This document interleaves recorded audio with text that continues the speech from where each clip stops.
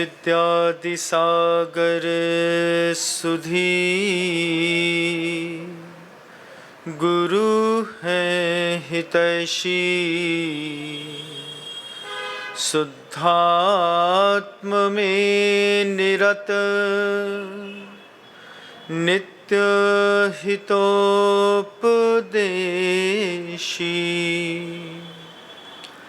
वे पाप ग्रीष्म ऋतु में जल हैं सयाने पूजूं उन्हें सतत केवल ज्ञान पाने पूजूं उन्हें सतत केवल ज्ञान पाने। अहिंसा परमो धर्म की परम पूज्य आचार्य भगवंत गुरुदेव श्री विद्यासागर जी महाराज की, वर्तमान आचार्य परमेष्ठी गुरुदेव श्री समय सागर जी महाराज की, समस्त मुनि संघ की जय।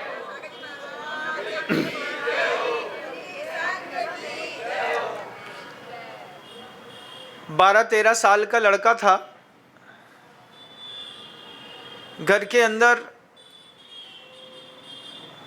सभी लोगों का एक साथ मन घूमने को जाने को हुआ। लड़के ने मना कर दिया, हम नहीं जाएंगे। माँ ने प्यार से बोला, बेटा चल घूम के आते हैं, कल शाम तक वापस लौट आएंगे। लड़का 13-14 साल का फिर कहता नहीं, मैं घर में अकेले ही रहूंगा। माता पिता ने, परिवार वालों ने समझाया, भाई चलो अकेले क्या करोगे। बोले आप चिंता मत करिए, हम अकेले जी लेंगे, आप लोग कृपया करके जाइए। जब बच्चे का थोड़ा सा अहंकार पिता को दिखा, पिता ने सहजता में कहा अपनी पत्नी से, देखो बच्चा बहुत बड़ा हो गया है, अब ये अकेले आराम से रह सकता है। एक काम करो, अपन घूम के आते हैं, इसको अकेले रहने दो। बेटा घर की देखभाल करना अच्छे से, है ना, सब तुम्हारे हाथ में है। और घर की चाबी पिता ने बच्चे को दी और पूरे परिवार के लोग घूमने चले गए। गाड़ी में बैठते साथ ही 10 किलोमीटर नहीं चले थे और पत्नी अपने पति से कहती है, अपने मुन्ना के लिए अपन ने खाना नहीं रखा है। पिताजी कहते हैं चिंता मत करो, सब अच्छा होगा। ये बात पिताजी ने कहा, मैं उसके लिए ऊपर पैसे थोड़े बहुत छोड़ आया हूं, लेकिन उसको एक दिन अकेले रहने का अनुभव करने दो। बच्चा थोड़ी देर तक बहुत अच्छे से रहा, उसके बाद उसको धीरे से भूख लगने लगती है। बच्चे को भूख लगी, चौके में गया, जाकर के पुड़ी का डिब्बा देखता है तो खाली, चूड़े का डिब्बा देखा तो खाली, फ्रिज में जाकर के देखा तो फ्रिज में कद्दू रखा है, लौकी रखी है, परवल रखे हैं, करेला रखा है, टिंडा रखा है। अब वो कच्चा खा नहीं सकता। फिर उसने देखा कि कहीं कुछ और रखा हो, थोड़ा बहुत नमकीन किसी डिब्बे में पड़ा हो तो वो भी खा ली। पिता को शिक्षा देनी थी, पिता ने अच्छी शिक्षा दी। अब वो सोचता है, मैंने संकल्प किया है, मैं आज पूरे दिन घर में रहूंगा, बाहर नहीं जाऊंगा। तो पिताजी ने भी कह दिया था, हम देखते हैं तुम घर में कितनी देर रहते हो। नहीं नहीं आप जाइए, हम घर में ही रहेंगे। अब घर में सीसीटीवी कैमरे लगे थे, बाहर निकलता तो पिता को समझ में आ जाता। बच्चे ने संकल्प कर लिया, अब तो रहना घर में ही है। जिद में आ गया बच्चा और माता पिता घूमने चले गए। और पिता शिक्षा देना चाहते थे, मैं अकेले सब हो सकता है, कर सकता हूँ।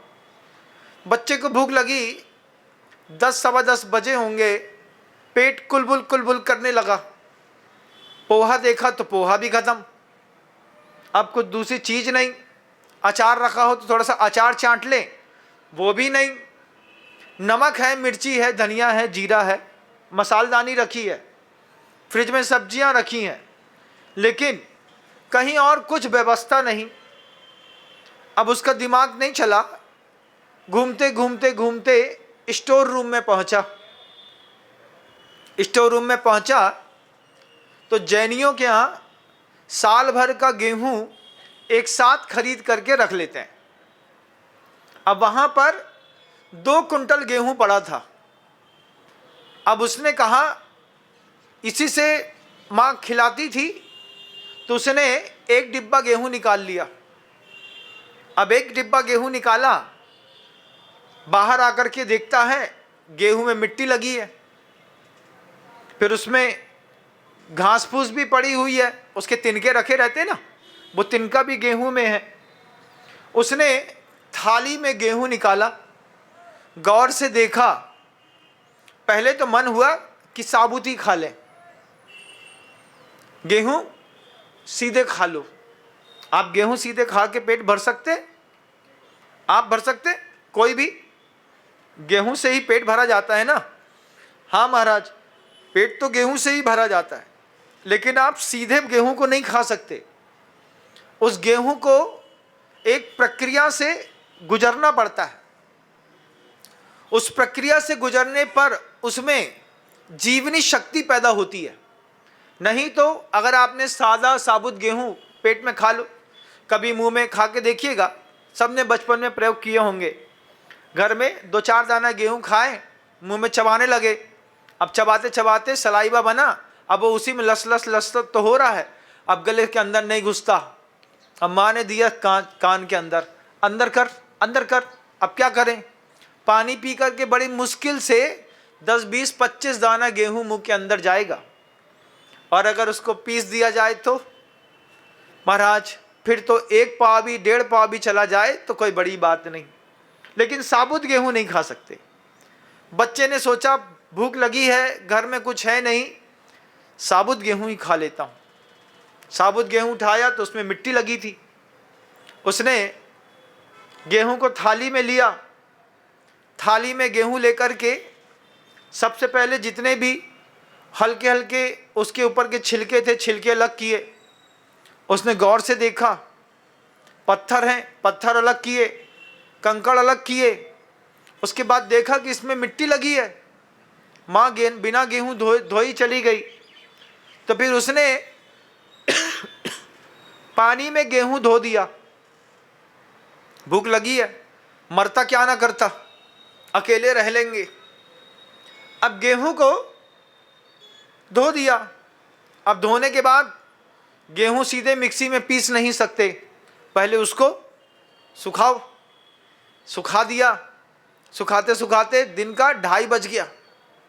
भूख मरी मरी सी हो गई, लेकिन दिमाग में एक जुनून पकड़ लिया, अब तो इसकी रोटी बना के रहेंगे। 2:30 बजे तक बड़ी मुश्किल से गेहूं सूखे।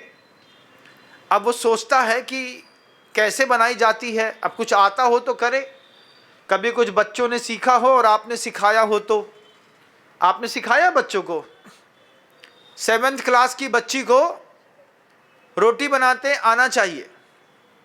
अगर 7वीं क्लास की बच्ची रोटी नहीं बना पा रही है और अपने परिवार के लिए एक सब्जी बना के नहीं दे पा रही है, इस बच्ची का कभी भी संबंध विच्छेद हो सकता है जवानी में। जो महिला रोटी बनाना नहीं जानती, सब्जी बनाना नहीं जानती, सबसे ज़्यादा डिवोर्स फाइल होते हैं उन्हीं की लाइफ पे। अब वो लड़का था, अकेले रह लेंगे, जिद पकड़ ली, साबुत गेहूं खबे ना। कोशिश तो की, थोड़ा खा के देखते हैं, उसमें थोड़ा सा शक्कर भी डाल ली, लेकिन उसके बाद भी वो नीचे तो जा नहीं रहा था। और चला जाए गेहूं अगर कच्चा पेट में तो फिर क्या होता है बताओ? दिन भर पेट दर्द होता है, इधर पकड़ो इधर पकड़ो इधर पकड़ो इधर पकड़ो, हर जगह पकड़ना पड़ता है भैया। फिर बाद में लोटा पकड़ना पड़ता है उतनी बार ही, तब साबुत गेहूं तो नहीं खा सकते। प्रक्रिया से गुजरना पड़ेगा। प्रक्रिया से गुजरना उसको आता नहीं, उसने बड़े उससे गेहूं सुखाया, फिर जैसे तैसे अपना दिमाग चलाया। अब अपने दिमाग चलाने में और विधिवत काम करने में ज़मीन आसमान का अंतर है। अब विधि सीखी हो तो कोई बात नहीं, नहीं सीखी तो फिर बड़ा मुश्किल। मिक्सी में सोचता रहा कि चक्की में पीसूंगा तो आधा कहीं चक्की में ना रुक जाए, तो मिक्सी में जार में उसने गेहूं को पीस दिया। गेहूं में नमी थी तो वो लुगदी जैसा लसलसा सा हो गया। अब दिमाग में है क्या, है तो शुद्ध, और अब जैसा भी है तो अब चलनी ढूंढ के लाया, चाला, जितना नीचे माल निकल पाया उसी को गूंथने की कोशिश करी। थोड़ा पानी डाला तो अब पहली बार आप जब कभी आपने आटे में पानी डाला होगा तो फिर आपके साथ भी वही घटना घटी होगी। माँ बच्ची को हमेशा ताड़ती इस मामले में, ये आटा गीला कर दिया इसने। अब आटा गीला कर दिया तो क्या करें, और आटा मिलाओ, ना मिलाओ तो फिर उसका हलवा बना लो, लपसी बना लो। रोटी तो नहीं बना सकते। रोटी क्यों नहीं बना सकते?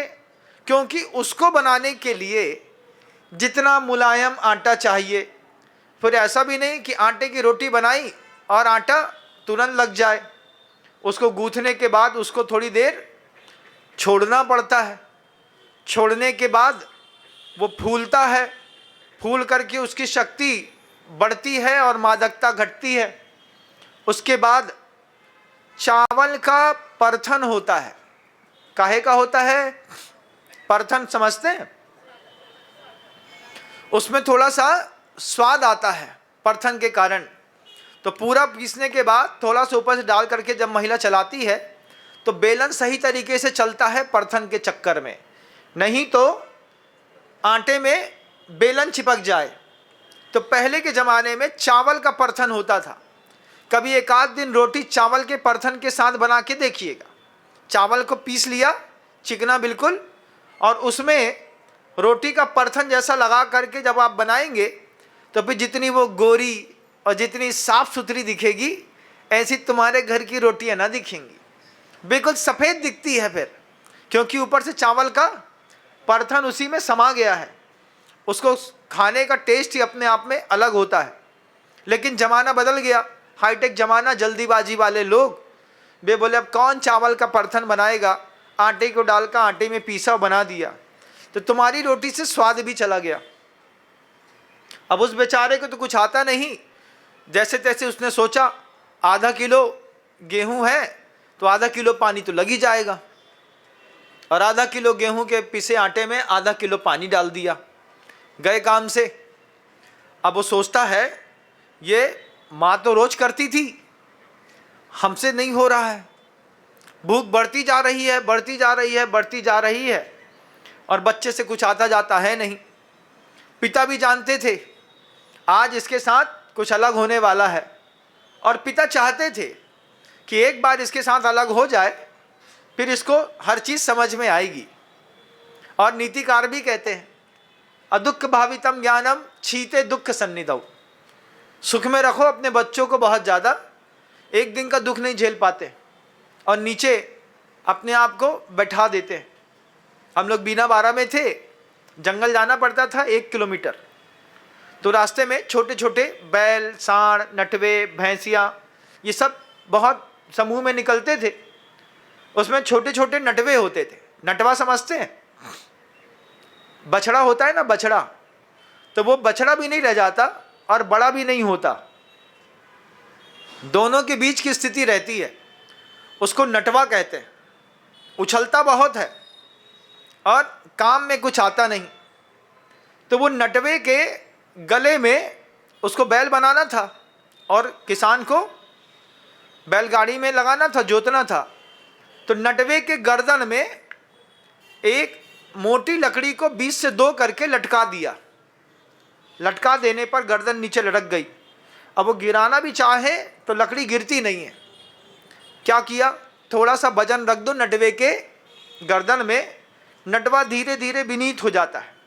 आपके घर के अंदर भी नटवे हैं ना, आपका नटवा होगा, नटवी होगी। उस नटवा नटवी के गर्दन में थोड़ा सा वजन रखना सीखो।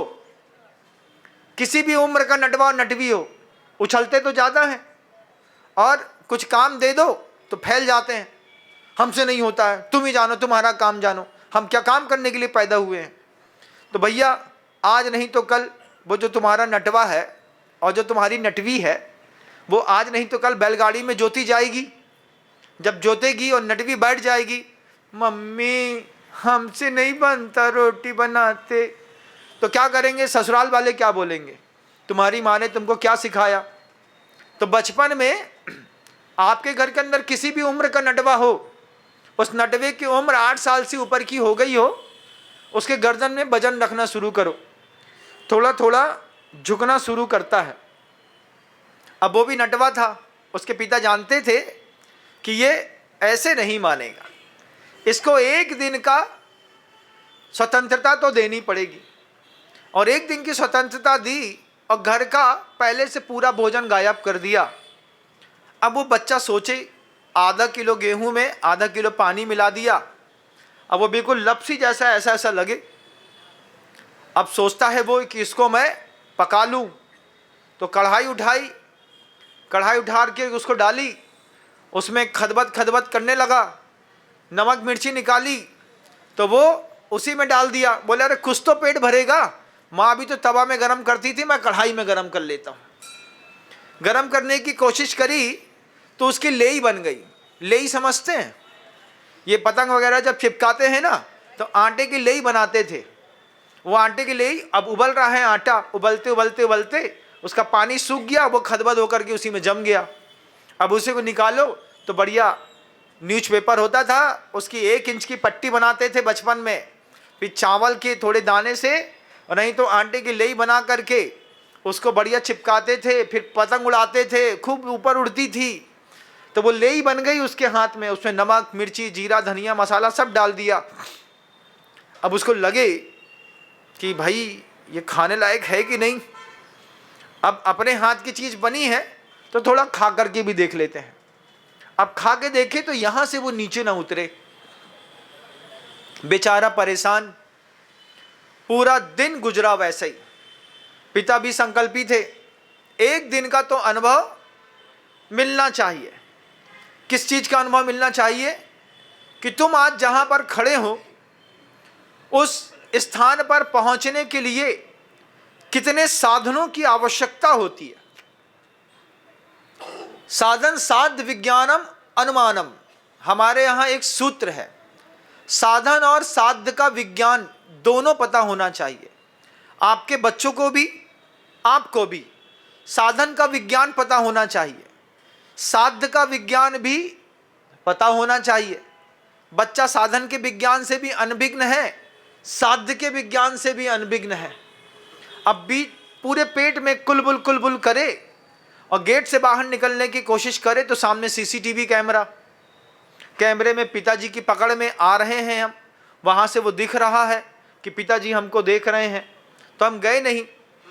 अपने बच्चों को कितने अच्छे जीवन आप दे दीजिए, लेकिन अगर आपने उनको साधन की विज्ञानता नहीं समझाई है, बच्चों को नहीं समझाया कि एक कार्य की सिद्धि में कितने साधन लगते हैं, कितने सारे साधन, रोटी बनाने में कितने सारे साधन लगे। आप सोचिए, पहले सबसे पहले खेत लगा, किसान की मेहनत लगी, दिन रात उसमें यूरिया फर्टिलाइज़र वगैरह डाले, सुरक्षा लगी, उसके बाद वहाँ से यहाँ लाए, धोना सुखाना कूटना पीसना, चक्की लगी, फिर मेहनत लगी, विधि लगी, उसके बाद अनुमान ज्ञान लगा, तवा लगा, बेलन लगा, परथन लगा, अग्नि लगी। उसके बाद भी अगर अग्नि में चढ़ाने के बाद महिला पलटे नहीं, दिमाग इधर से उधर हो जाए तो रोटी भी इधर से उधर हो जाए। वो क्या हुआ महाराज, थोड़ी जल गई, थोड़ी ज़्यादा जल गई है। अब पति सोचता है कल यही बहाना मार रही थी, जल गई, आज फिर जल गई, फिर जल गई। पति को जली जली खाने की आदत पड़ जाती है। बोले अब ये ऐसे ही है, ज़िंदगी ऐसे ही चलने वाली है। पति पहले सोचता था कि अच्छी लाड़ी आएगी, उसको गाड़ी में बैठाऊंगा, अच्छी साड़ी पहनाऊंगा, बच्चे से बनाएगी खिलाएगी, लेकिन लाड़ी से रोटी बनाते नहीं बनती। अब वो कहती पिज्ज़ा बर्गर, इसी में मरती है। लेकिन कितने साधन लगते हैं एक रोटी बनाने में। किसी भी चीज की तह तक जाइए। गुरु जी कहते हैं, गुरु जी के शब्द हैं, आपके पास कोई भी चीज उपलब्ध है जिसको आप हाथ में रख कर के बड़े प्रसन्न हो रहे हैं, एक बार उसकी तह तक जाइए। ये कैसे बनी है, कहाँ से होती हुई हमारे हाथ तक आई है। जिस बार आपको ये चीज़ पता चल जाए, जब आपको ये लगने लगे कि महाराज मेरे जीवन में कोई भी चीज़ होती है, मैं एक दार्शनिक चिंतन करके एक बार आंख बंद करके देखता हूँ, इसकी तह तक जा कर के देखता हूँ कि कहाँ कहाँ से कैसे कैसे साधनों का सहारा लेकर के ये मिला है। जिनकुल मिला उसकी तह तक जाइए कि क्या क्या किया होगा तब जिनेंद्र भगवान का कुल मिला। वो तह तक जाएंगे, तत्वासूत पता चलेगा। कोई व्यक्ति तिर्यंश बना, जीव तिर्यंश बना, उससे भी उसकी तह तक जाइए। ऐसे कौन से पाप किए थे कि सुअर की पर्याय में नाली के अंदर घुस करके और मैला खा रहा है, तह तक जाइए। कोई स्वर्ग में गया, उसकी तह तक जाइए। कोई नारकी बना, उसकी तह तक जाइए। आपको आपके परिवार में भी चाहने वाले अच्छे मिले, तह तक जाइए। क्यों मिले, ऐसा मैंने क्या किया है। सामूहिक धर्म ध्यान मंदिरों में आकर के खूब किया, सामूहिक धर्म ध्यान की प्रेरणा दी, सामूहिक धर्म ध्यान का माहौल बनाया, इसका पुण्य लगा। घर में एक जैसी मानसिकता वाले लोग मिले। सामूहिक धर्म ध्यान का ये पुण्य है कि हमने मंदिर में 14 थी, 13 को बोल दिया, भैया काकी कल विधान है, सबको पधारना है। कितना खर्चा होता है, 1000, 1500, 2000 हम अपनी जेब से खर्चा कर देंगे। खर्चा करके सबकी संयोजना बना दी, थोड़ा सा पोहा वहीं पे रख दिया, विधान के बाद यहीं पे नाश्ता कर लेना। सामूहिक पुण्य की संयोजना जो व्यक्ति बनाना जानता है, जो सामूहिक पुण्य को संयोजित करना जानता है, उसको संयोजित परिवार में पुण्यात्मा लोगों की प्राप्ति होती है। और उसी में कलह कर लो मंदिर के अंदर आकर के। आगम ग्रंथ कहते हैं, अन्न क्षेत्रे कथम पापम धर्म क्षेत्रे विनश्यति, धर्म क्षेत्रे कथम पापम वज्रलेपो भविष्यति। ये नीति है।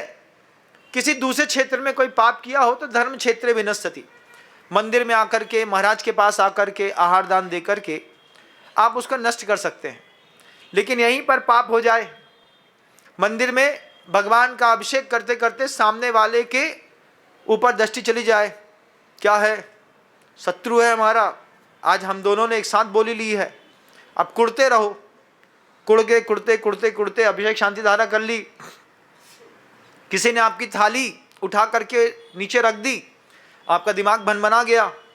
चिंता मत करो, मंदिर के अंदर जिसके ऊपर भनभना रहे हो किसी भी बात पे, ये मर करके तुम्हारे घर में जन्म लेगा और ये तुम्हारे पूरे घर में आग लगाएगा, पूरे पैसे बर्बाद करेगा, तुमको बर्बाद करेगा, तुम्हारे घर में कलह पैदा करेगा, भेद डालेगा, दीवाल के 2 टुकड़े करेगा, उसके बाद पैसे 2 टुकड़े 4 फाड़ करेगा, उसमें रोगग्रस्त अवस्था में जाएगा, तुम्हें पूरा बर्बाद करके जाएगा। मंदिर के अंदर किसी से नहीं झगड़ना भैया। क्यों? मंदिर के अंदर धर्म क्षेत्र कदम पापम, धर्म क्षेत्र के अंदर पाप किया, ये मर करके हमारे घर में सदस्य बनेगा।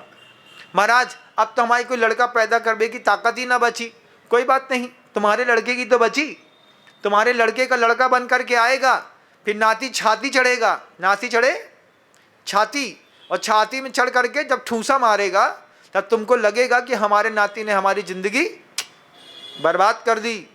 ऐसा होगा, अभी इतनी जल्दी तुम्हारी जिंदगी निकलने वाली नहीं है। पहले साधन और साध्य के विज्ञान को अच्छे से समझ लो।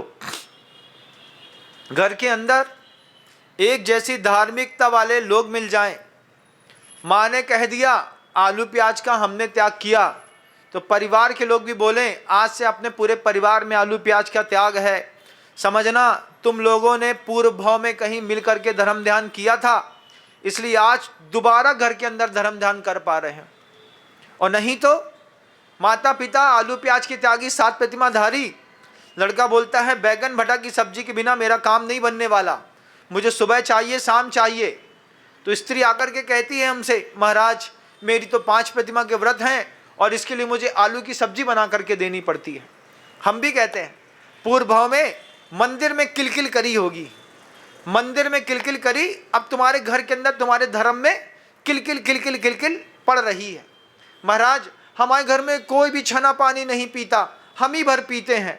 हाँ ऐसे किया होगा तुमने, मंदिर में जब कोई छना पानी मांग रहा होगा तुमने कटोरी उठा करके ले, हम काय को दे भाई, अपनी कटोरी खुद ढूंढो, अब तुम ढूंढो।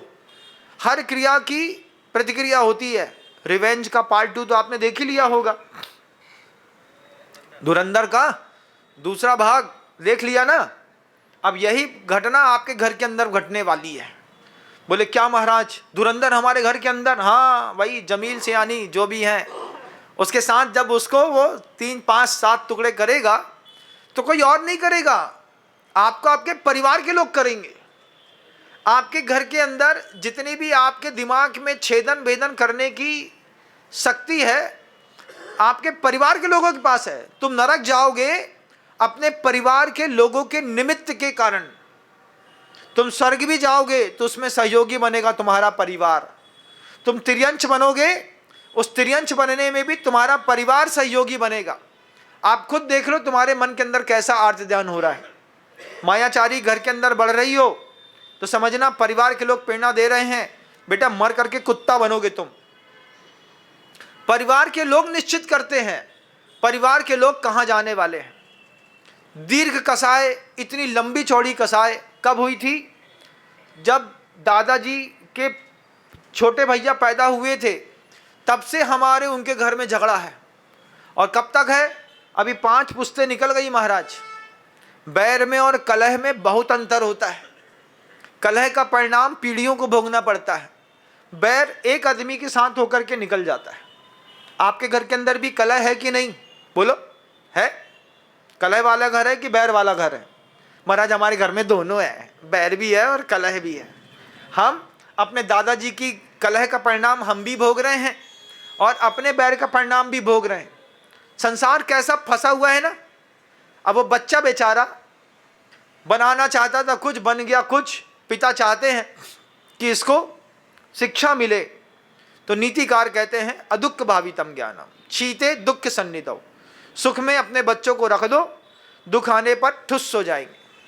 बिनटवा जिनके गर्दनों पर लकड़ी रखी रहती थी वो धीरे धीरे धीरे जवाबदार बन गए, लेकिन जिनके गर्दन पर कोई भी वजन नहीं है, इनको एक आध दिन कभी बैलगाड़ी में लगा करके देखो तो पूरी की पूरी बैलगाड़ी तोड़ देते हैं। बैलगाड़ी चलाई है कभी? नहीं चलाई आपने, ना चलाई होगी, हम लोगों ने सब चलाई है। बचपन में छोटे गांव में पैदा होने के बहुत बेनिफिट्स हैं। शहरों में जो चीज़ें देखने नहीं मिलती, गांव में गली गली कूचे कूचे पर वो चीज़ मिलती रहती है। बैलगाड़ी में बैठे, बैलगाड़ी चलाए, सामने से एक स्कूटर वाला आ रहा था, हम बैलगाड़ी चला रहे थे।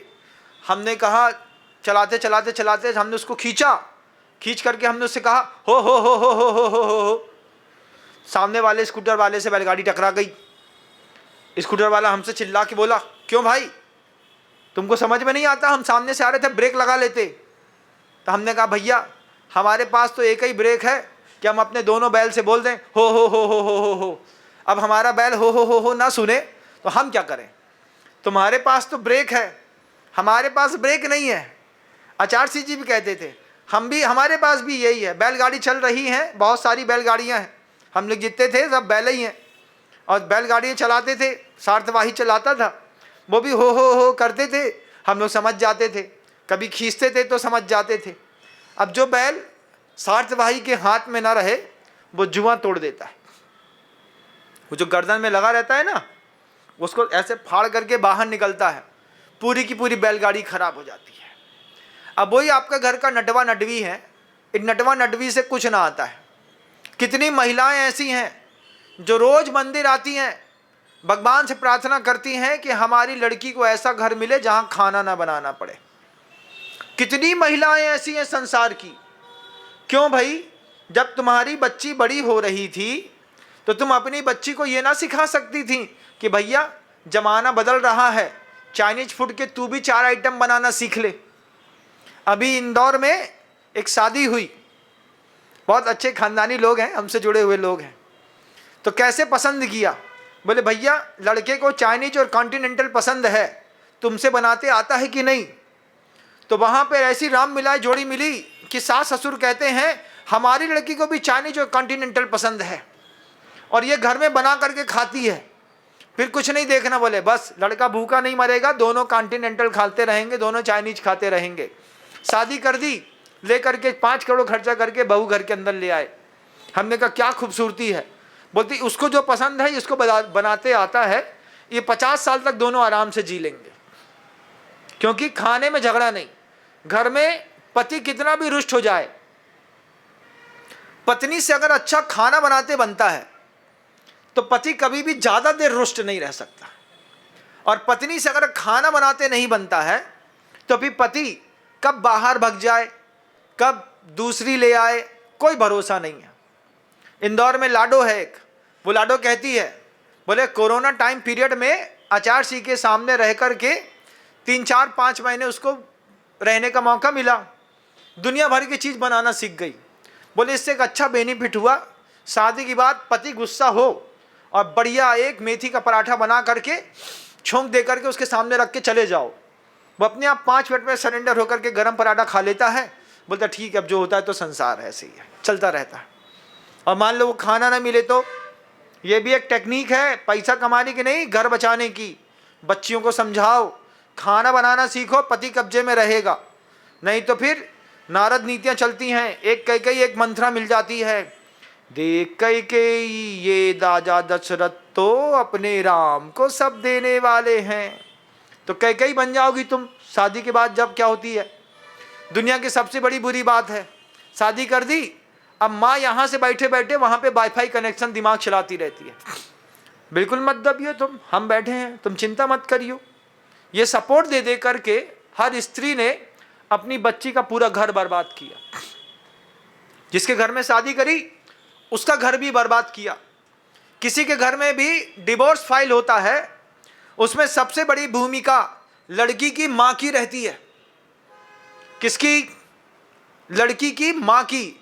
लड़की की माँ लड़की को पीछे से पंप करती है, हम बैठे हैं बेटा तुम दबियो मत, हमने आज तक तुम्हें कभी अभाव में नहीं रखो, हम संभाल ले हैं, तुम चिंता मत करो। हाँ, 4 महीने बाद पता चला डिवोर्स होकर के घर में आकर के बैठ गई, करोड़पति घर की लड़की, अभी देख करके आ रहा हूँ, 200 रुपये का 150 रुपये का केक बनाती है, उसी से अपना खर्चा निकालती है। पूरी जवानी बर्बाद हो गई इसी झगड़े के चक्कर में। और लक्ष्मी छाप छोटा सा बम सास ने फोड़ा, उस चक्कर में बच्चे और बच्ची दोनों की जिंदगी बर्बाद। क्यों? बनाते कुछ आता नहीं है, रहना अकेले है। अब वो लड़का पूरा दिन साथ में अकेले रह लिया, अपने आप में ही उसने सब बनाया, अब कहीं जा भी नहीं सकता, कुछ कर नहीं सकता। घर के अंदर एक गाय बंधी थी, उसने सोचा माता पिता आएंगे, वो बोलेंगे कि तुमने इतना सब बर्बाद कर दिया, तो अपने हाथ की रसोई बनाई हुई गाय के सामने डाल दी। गाय बड़ी खुश, तुरंत खच खच खच खच पूरा पेट के अंदर, और बोल रही है मैं और दे दे हो तो। वो कहता पानी पी ले, तू जिंदा रहे, हम तो भूखे मर ही रहे हैं। क्यों? क्योंकि साधन और साध्य की जानकारी आपने अपनी संतानों को नहीं दी। इस मोक्ष मार्ग में भी साधन और साध्य की जानकारी जिस भी आचार्य ने अपने शिष्यों को नहीं दी, उनके शिष्य भी इसी तरीके से भटकते फिरते मिले। किसी भी आचार्य का कर्तव्य बन गया, साधन बता दो, साध्य बता दो, साधन बता दो, साध्य बता दो। हम लोगों को भी दीक्षा देने के बाद गुरु जी ने साध्य बता दिया, साधन बता दिया, और साधन और साध्य के बीच में संघर्ष भी आचार्यों ने बता दिया। आचार्य बड़े उपकारी निकले, मोक्ष मार्ग में दीक्षित किया, उनकी ताकत थी, उनका पुरुषार्थ था, उनकी प्रभावना थी, छोटे छोटे लोग उनके पास आ गए। अब आचार्य का काम है शिष्य के दिमाग में उसका साध्य भर दे, शिष्य के दिमाग में साध को प्राप्त करने वाले साधन भर दे, और साध और साधन के बीच का संघर्ष भी शिष्य के दिमाग में भर दे। उमा स्वामी महाराज ने सब किया बंधुओं, साध भरा। साध में सबसे पहले शिष्य के दिमाग में साध भरा। शिष्य ने पूछा, खलु किन्न आत्म सुख भवती भगवन, आत्मा का सुख किसमें है? भगवान कहते हैं, अत्र आह मोक्ष, मोक्ष में आत्मा का सुख है। ये क्या भर दिया दिमाग में? साध भर दिया। साध क्या है तुम्हारा? मोक्ष है। अब उसके साधन बताओ। कस्य इति प्राप्ति उपाय, उसकी प्राप्ति का उपाय क्या है? उपाय बता दिया। सम्यक दर्शन ज्ञान चारित्राणि मोक्ष मार्गः तत्वार्थ सद्धानम सम्यक दर्शनम तन निसर्गात् दधिगमादवा जीवा जीवाश्रव बंध संबंध निजरा मोक्षास तत्वम नाम स्थापना द्रव्य भाव तस् तन्यासः प्रमाण नय रधिगमः। ऐसे 343 सूत्र लिखे। 343 के 343 सूत्र जो हैं वो सिर्फ साधन है। कौन से साधन का प्रयोग करोगे? जिस साधन का प्रयोग करते बने बस उस मोक्ष तक पहुंच जाओ। आप अपने बच्चे को साधन बताओ, बच्चे को साधन की जानकारी दो। सबसे पहले दिमाग में साध्य निश्चित करो। छोटी उम्र में अमेरिका में बहुत अच्छा कल्चर है, किसी बच्चे को शिक्षक बनाना हो 7वीं क्लास में मोल्ड कर देते हैं। सब्जेक्ट चूज करने के लिए 7th क्लास है वहाँ पर, हमारे यहाँ 11th क्लास है। 11th क्लास में बच्चा सब्जेक्ट चूज करता है, फिजिक्स केमिस्ट्री मैथ बायोलॉजी कौन सा सब्जेक्ट लेना है, कॉमर्स साइड में जाना है, फिर मेहनत करता है। वहाँ पर 7th क्लास में बच्चा सब्जेक्ट चूज कर लेता है। 7th क्लास से बच्चे को साध्य बता दिया, आपको डॉक्टर बनना है तो 7वीं क्लास से डॉक्टरी की पढ़ाई शुरू। आपको शिक्षक बनना है तो बीएड के जितने भी एक्स्ट्रा कोर्सेज एग्जाम्स हैं वो 7th क्लास से उसके सिलेबस में धीरे धीरे डालना शुरू किया। तो 7वीं 8वीं 9वीं 10वीं 4 साल तक बच्चे एक्स्ट्रा एडवांस हो जाते हैं। इसलिए इंटरनेशनल जितने भी मास्टर्स होते हैं इनकी मेंटलिटी में और यहाँ की मेंटलिटी में ज़मीन आसमान का अंतर है। क्योंकि छोटी उम्र में बच्चे को बच्चे का साध्य दिखा दिया। आपने अपने बच्चे को कभी साध्य दिखाया है? दिखाया है? बच्चे को बैठा के बोला, बेटा अपना ये जो परिवार है ना, इस परिवार में अपन सबके रहने का मूल उद्देश्य क्या है? बच्चे को बोला कभी? महाराज हमारे पिताजी ने हमको नहीं बोला, हमने अपने बच्चे को नहीं बोला। और सही बात तो ये है कि हमको पता ही नहीं महाराज जी कि हमारे घर में रहने का उद्देश्य क्या है। ये बात आप कह सकते हैं।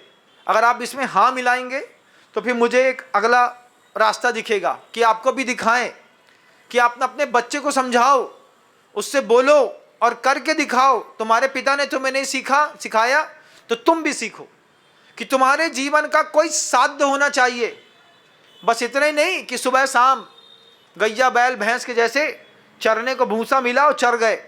एक प्लेट हलवा में, फिर एक प्लेट पोहा, उसके बाद खाने की थाली मिली वो खा गए, दोपहर में केला खा गए, शाम को फिर एक थाली भोजन चट्ट कर गए, रात में दूध चट्ट कर गए, रबड़ी चट्ट कर गए। चटोरे के लिए ना मिली दुनिया। बच्चों को सिखाओ, बेटा इस जीवन में आए अपना साध्य निश्चित करो और साध्य के साधन निश्चित करो।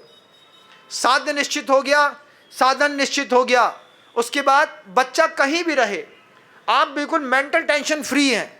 उसको उसका टारगेट पता है, उस बच्चे को उस टारगेट को अचीव करने की जितने भी आवश्यक कंटेंट हैं वो पता है।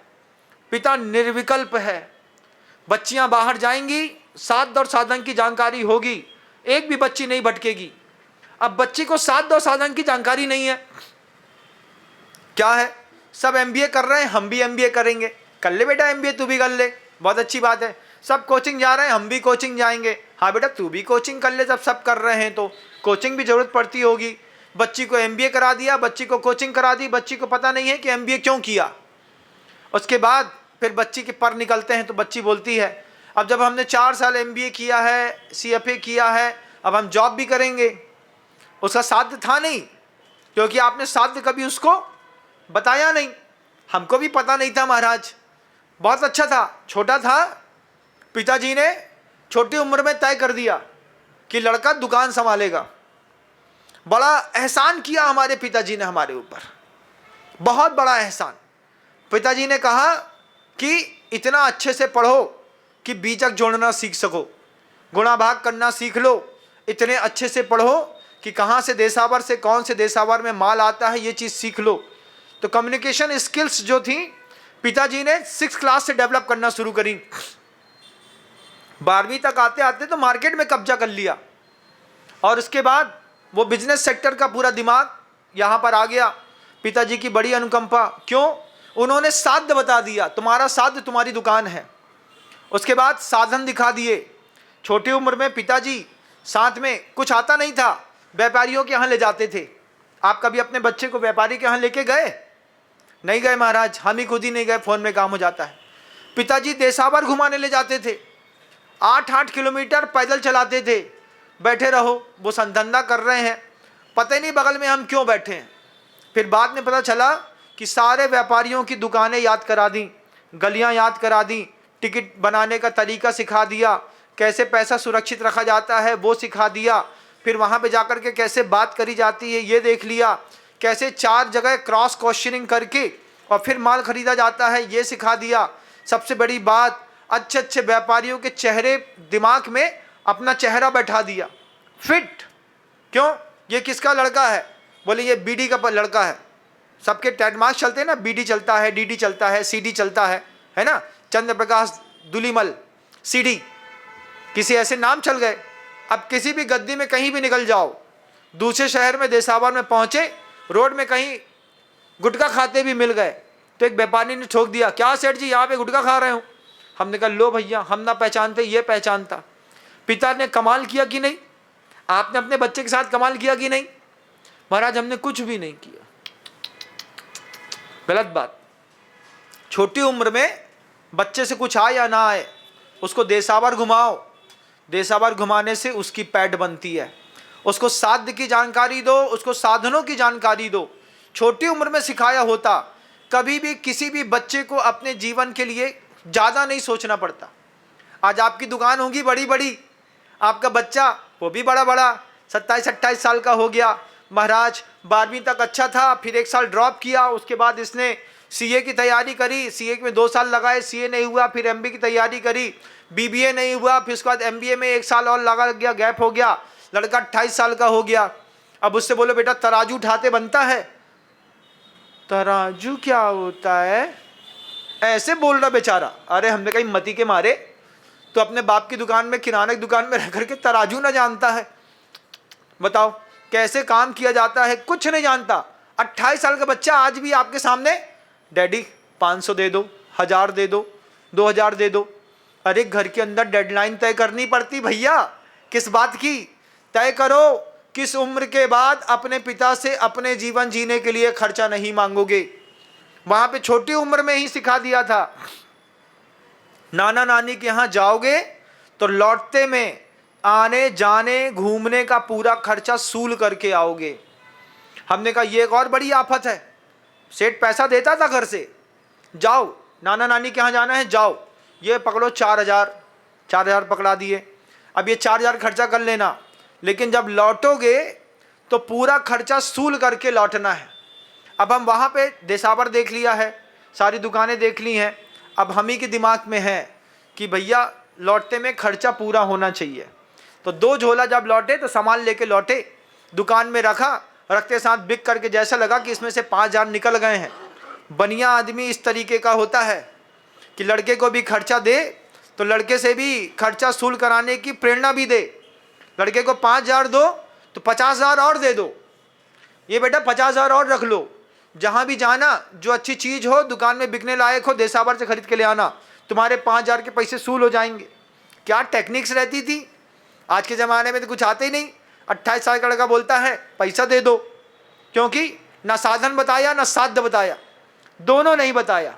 अब 28 साल की उम्र में जब तुम्हारा लड़का ना सीए के लायक रहा, ना एमबीए के लायक रहा, ना सीएफए के लायक रहा, ना उसको कहीं जॉब मिल रही, ना नौकरी मिल रही, अब क्या कर रहे हैं? अब भैया महाराज जी उसको दुकान में बैठाया है, इस साल से बैठ रहा है। 28 साल में बैठेगा, कब सीखेगा, कब धंधा करेगा, कब अपनी शादी करेगा, हर चीज में क्वेश्चन मार्क्स हैं कि नहीं? एक बार बोलो तो, गर्दन ऐसी हिलाओ तो। महाराज आप बिल्कुल सही कह रहे हैं। महाराज सही इसलिए कह रहे हैं कि हम जानते हैं तुमने कभी आगम नहीं पढ़ा। हाँ बताओ, पिताजी बता रहे हैं कि हिंदी की गिनती नहीं आती बच्चों को, 67 और 68 पूछ लें तो 68 और 88 में समझ में ना आए। 61, 62, 63, 64, 65, 66, 67, 68, 69, 70, 69 के बाद 71 का आवाज आए तो पता नहीं है। 68, 69 लिख दो तो 69 के बाद क्या लिखेंगे, फिर 60 लिख देंगे। ऐसे वाह कितने पढ़े लिखे बच्चे हैं तुम्हारे, धन्य हो तुम्हारे बच्चों को, ये संसार संभालेंगे। उसके लिए कहते हैं साधन और साध दोनों की जानकारी दो। बच्चों को संपत्ति दो तो उनको बता दो कि बेटा ये संपत्ति है, इस संपत्ति का 6 भाग करना पड़ता है। अपने खर्चे के लिए रखो, अपनी पत्नी के खर्चे के लिए रखो, परिवार में रहने वाले लोग हैं उनके खर्चे के लिए रखो, समाज के खर्चे के लिए 1 भाग रखो, 1 भाग विपत्ति के लिए रखो और 1 भाग खुद के अच्छे धर्म ध्यान में दान देने के लिए रखो। ये 6 भाग कर देने पड़ते हैं। पिता को पुत्र को बताना पड़ता है कि धन का समविभाग करना पड़ता है। समविभाग ना करे तो क्या करे लड़का, पूरा पैसा जुआ में हार जाए। हमको तो पता ही नहीं था कि मंदिर में दान देना भी हमारी जवाबदारी है। एक चीज हमेशा ध्यान रखिएगा जिंदगी में, ये बात हमेशा ध्यान रखिएगा, दान का दिया अंधेरे में जलता है। कहां जलता है? दिन के उजाले में दान का दिया नहीं जलता। आज दान दिया, आज तो तुम्हारे जिंदगी का उजाला है, आज तो तुम्हारे पास सहयोगी हैं, आज तुम्हारी संपत्ति है, ताकत है, बुद्धि है, विवेक है। अभी तुम्हारे दान का दिया नहीं जलेगा। दान का दिया जलेगा अंधेरे में, जब तुम्हारे पास कोई साथी नहीं होगा। सीता से पूछना दान का दिया कब जला? सीता के दान का दिया बियाबान जंगल में जला, जब पेट में 2 बच्चे थे, संभालने वाला कोई नहीं था, सामने से शेर आ गया, उसके दिए गए दान के दिए से उस शेर से रक्षा करने के लिए एक अष्टापद आकर के खड़ा हो गया। कभी मत सोचना बंधुओं कि दान आज दिया है, इसकी रोशनी आज देख लूं। दान दे करके दान के दिए खरीदो। किसी ने 51,000 का दान का दिया खरीदा, किसी ने 2 लाख का, किसी ने 11 लाख का, किसी ने 1 करोड़ का, किसी ने 5 करोड़ का। ये दान का दिया जब भी जलेगा अंधेरे में जलेगा। जब कोई तुम्हारा साथ नहीं दे रहा होगा तब तुम्हारा ये दान का दिया टिमटिमा के बोलेगा, अरे मैं हूं ना, तू चिंता क्यों करता है? सीता ने कभी सोचा नहीं था कि राम मुझे जंगल में छोड़ देंगे। सीता ने कभी सोचा नहीं था कि जंगल में राम छोड़ देंगे, पेट में 2 बच्चों का भार होगा, सामने से शेर खाने के लिए आएगा।